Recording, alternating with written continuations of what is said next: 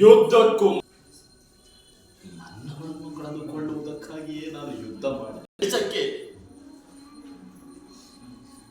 ನನ್ನವರೆಲ್ಲರೂ ದ್ವೇಷಕ್ಕೆ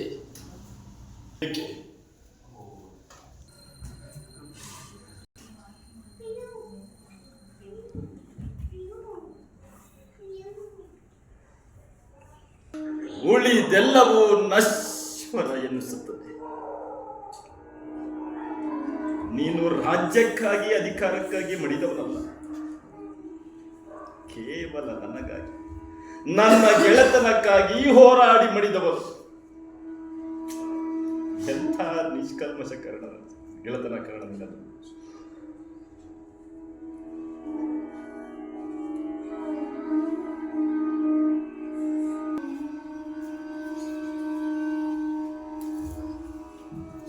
ಸಹೋದರ ದುಶ್ಯಾಸನ, ನಿನಗಿಂತ ಮೊದಲು ತಾಯಿಯ ಹೆದ ಹಾಲನ್ನು ಸೇವಿಸಿದವನು ನಾನು.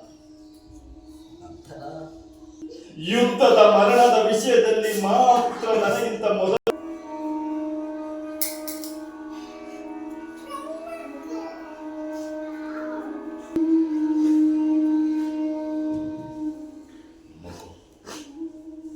ಲಕ್ಷಣ ಕುಮಾರ, ತಂದೆಗೆ ತರ್ಪಣ ನೀಡುವುದು ರೂಢಿ.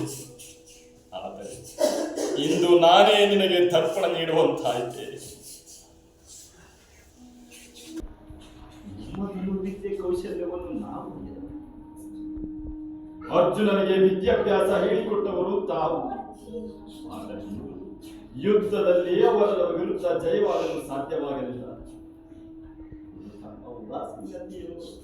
ಅಥವಾ ನನ್ನ ಕರ್ಮವು ನಿಮಗೆ ಇಂಥ ಸೋಲಿನ ಸಾಲು.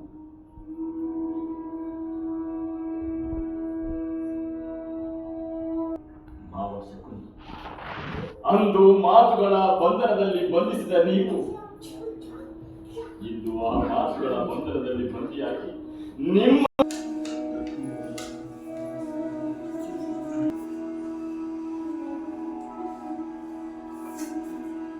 ಅನುಜರಿದ್ದರು, ಸಹೋದರಿದ್ದರು.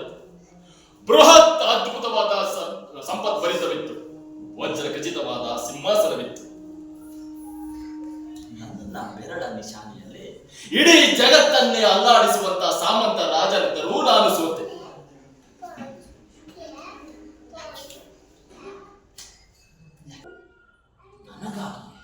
ಹೌದು, ನಿನ್ನ ಸ್ವಾರ್ಥಕ್ಕಾಗಿ ಸತ್ತವರು, ನಿನ್ನ ಸೇಡಿಗಾಗಿ ಸತ್ತವರು. ಯಾರು ನೀವೆಲ್ಲ?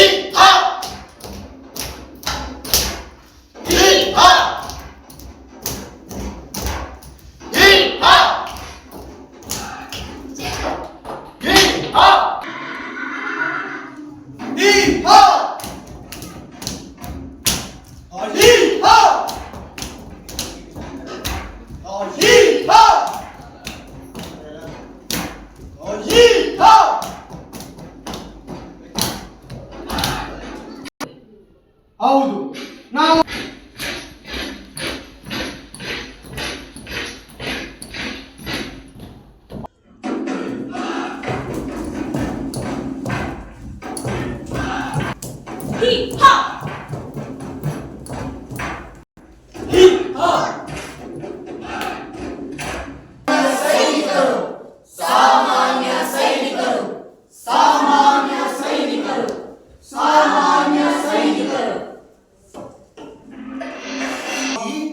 ಹೆತ್ತವರನ್ನೂ ಲೆಕ್ಕಿಸದೆ ಮಣ್ಣಾದ ಒಂದು ಅಂದದ ಅರಮನೆ.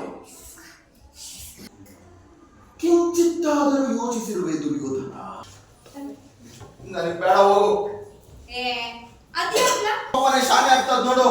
ನಾನು ಅವಾಗ ಹೇಳಬೇಕು, ನನಗೆ ಮದುವೆ ನೋಡಿ ನನಗೆ ಮದುವೆ ಮಾಡಿ ಇವರ ಏನ್ ಹೇಳಿದೆ ಏನ್ ಹೇಳಿದೆ?